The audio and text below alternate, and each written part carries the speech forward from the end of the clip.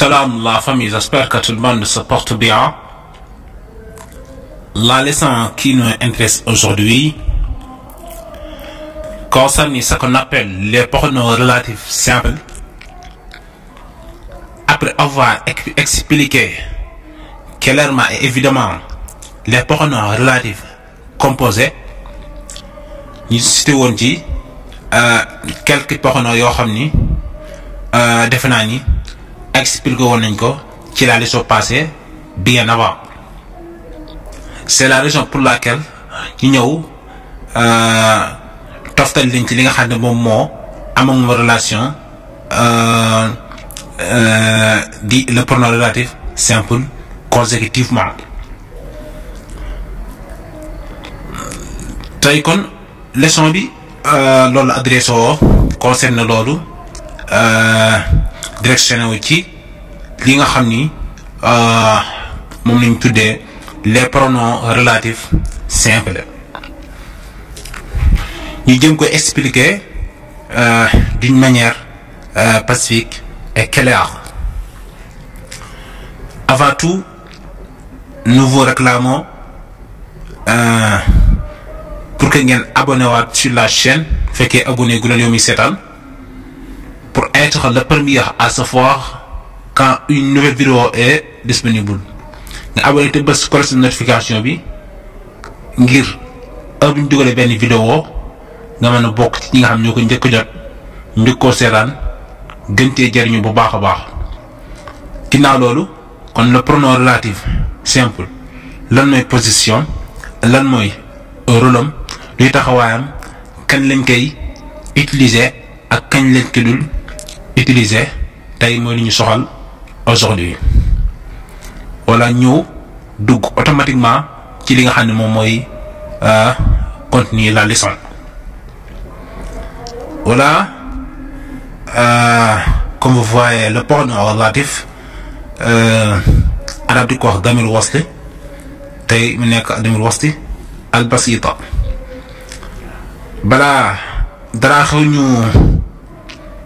entrer ci li nga xam ne moom mooy définition pronom relatif. Le pronom relatif est un mot qui remplace un nom, un groupe nominal ou un pronom, son antécédent exprimé dans la proposition qui précède. Mais pronom relatif benn baat lay doon boo xam ni day remplacer benn nom. benn groupe nominal lay doon boo xam ni day remplacer benn groupe nominal. wala benn baat lay doon boo xam ni day remplacer benn pronom. loolu mu remplacer mu ñu tuddee antécédent mu dañ ci xam moom moo ko jiitu. antécédent boobu nga xam ne moom moo ko jiitu ñu ngi koy exprimer ci biir proposition maanaam ci biir expression ci biir phrase bi nga xam ni moom moo ko jiitu ci lañ koy exprimer moom la pronom relatif ñëw di ko remplacer soit mu nekk benn nom soit mu nekk groupe nominal soit mu nekk benn pronom. defe naa ni loolu leer na léegi yan ñooy les pronoms relatifs. bokk na ci les pronoms relatifs yi qui, que, ou, dont benn bu ci nekk kañ lañ koy aajowoo kañ lañ koy utiliser fan mooy place am bi nga xam ni mooy place convenable cohérent bu ñu ko war a utiliser ñu dugg directement ci contenu bi expliquer leen ko l'un après l'autre d'une manière pacifique. Alors le pronom relatif simple. d'abord ñu jël kii da nekk sujet comme ni ngeen gisee exemple nga ne l'homme traverse la route, cet homme est notre voisin. góor gi di jégg yoon bi góor gi suñu dëkkandoo la. kon c'est pas l'appel ngay répéter li nga xam ne moom mooy nom bi plusieurs fois ou deux fois pour éviter la répétition. des fois da ngay aajoo li nga xam ne moom mooy pronom relatif tey ñu aajoo ci li nga xam ne moom mooy kii. kon fii bokk na ci rôle am bi nga xam ni fi lañ koy aajoo moom pronom relatif simple kii nga xam ni pour éviter la répétition da nga naan l'homme qui traverse la route est notre voisin. ko defee yow màbbal nga li nga xam ne moom mooy benn homme bi moytu nga li nga xam ne moom mooy la répétition. malgré que la répétition est pédagogique mais bu ëppee expression bi wala wax ji du safati xorom. complément d'objet direct indirect moom mooy deuxième position bi nga xam ni dina fi taxawee moom kii. exemple, l'homme à qui je parle est un ami. xarit bi mu lay wax benn xarit la kon foofu dafa remplacer complément d'objet indirect parce que kii foofu complément bi non bi nga xam ne moo fa doon nekk bu fi nekkoon justement complément d'objet indirect lay taxawee fa kii ñëw remplacer ko kon kii boobu position bi mu taxawee nii grammaticalement da ngay gis ni complément d'objet indirect lay positionné wu moom lay taxawee. L'homme à qui je parle est un ami. J'espère que c'est clair au niveau du pronom relatif simple qui précisément. ñu jàll ci beneen poñ. Le pronom relatif simple que luy position dañoo remplacer li nga xam ne moom mooy complément d'objet direct. Exemple, la maison que j'ai visitée me plaît beaucoup. Kër gi ma seet neex na ma lool gondi na ma lool nga xamante ne si nii kër bi moo ñu soxal foofu mi ngi fi remplacer li nga xam ni moom mooy benn nom bu fi nekkoon boo xam ni grammaticalement boo ko doon analyser mi ngi yor rôle complément d'objet direct ngir bañ ko tudd ba tax na ñu aajo li nga xam ne moom mooy que daal di koy utiliser mu remplacer ko grammaticalement defe naa ni loolu leer na. Voilà le pronom relatif simple où day remplacer complément circonstanciel de lieu da koy remplacer. Exemple, l'endroit où je travaille n'est pas loin. Côté bi nga xam ne fa laay liggéeyee soriwul place bi nga xam ne fa laay liggéeyee soriwul nga xam ne où mooñ si yitteel nga xam ne foofu ngi remplacer endroit bi nga xamante ne si ni foofu dañuy gis ni complément circonstanciel de lieu la kon position moom où foofu complément circonstanciel de lieu lay doon. ñaareel bi ci position bi nga xamante ne si ne où dina ko taxawee mooy complément circonstanciel de temps da koy nekk.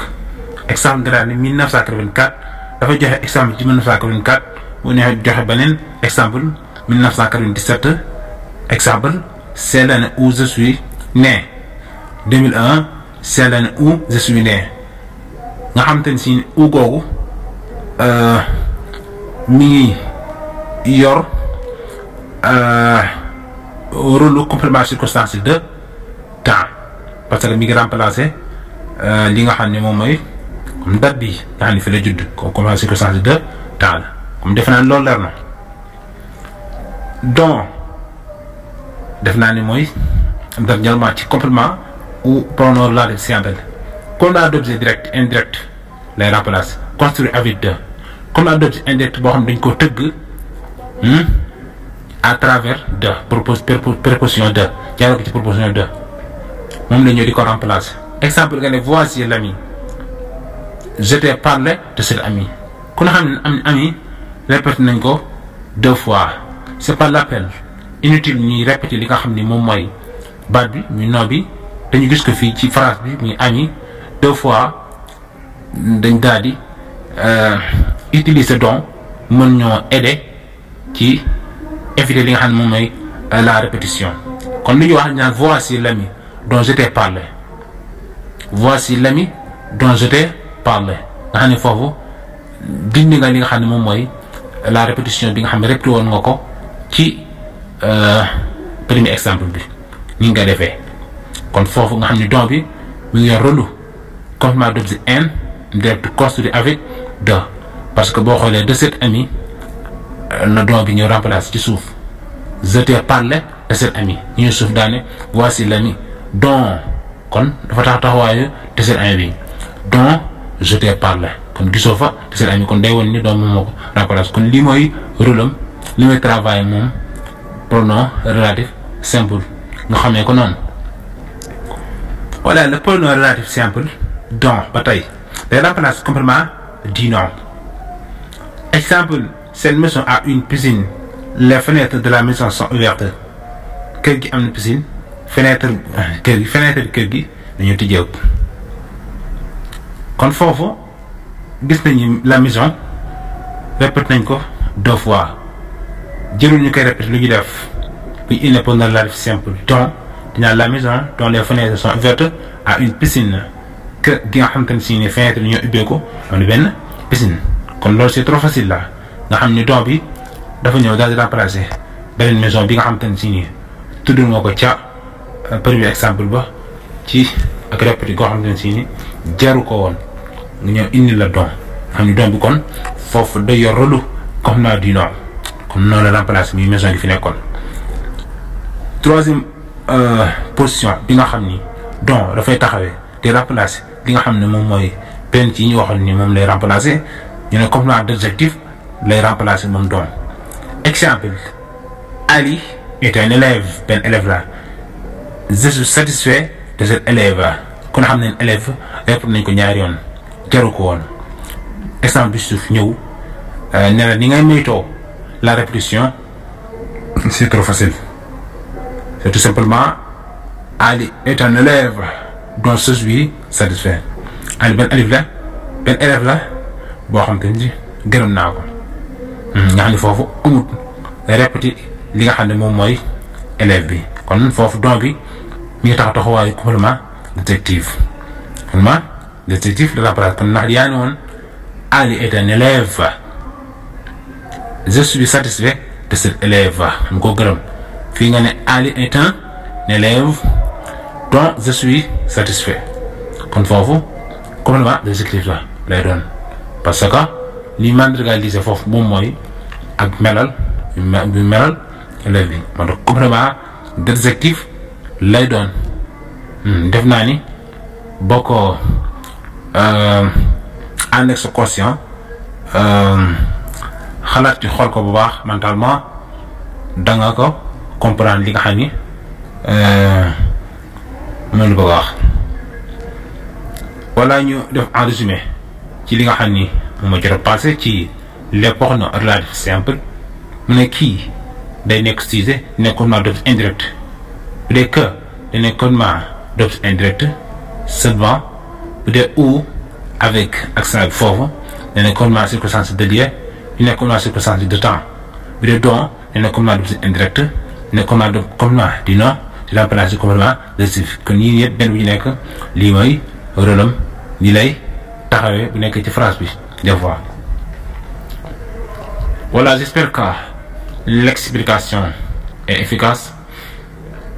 dañ leen di bàyyi ak exercice bi ngeen corriger ko d'une manière pacifique comme ni ko daan defee mais nous vous laissons corriger l'exercice correctement comme ni ñu ko defoon bi jàll bàyyi nañ ngeen corriger ko seen bopp personnellement bu ko defee déggit mi gën a yaatu ngeen ci am compréhension bu abordable comme ni koy defee leer na mën naa bañ a ñu koy li di compléter avec les pronoms relatifs kii ou dont nga remplacer ko ci les phrases vides yi nga xamante ne si nii aaju woon nañ benn ci pronom relatif yi waaye nag mu nekk pronom relatif bu fa convenable bu fa cohérent ak phrase vide bi nga xamante ne si nii moo nga fay teg waaye li bëgg wax moom defe naa ni comprendre nga bu baax a baax dañ lay fàttaliwaat nga abonné sur la chaîne ngir nga mën a améliorer sa niveau de la grammaire française surtout sur le nom comprendre le français à wolof nga partage ko yeneen collègues yi yeneen semblables yi homologues yi mën see jariñoo bu baax a baax voilà à tout à l'heure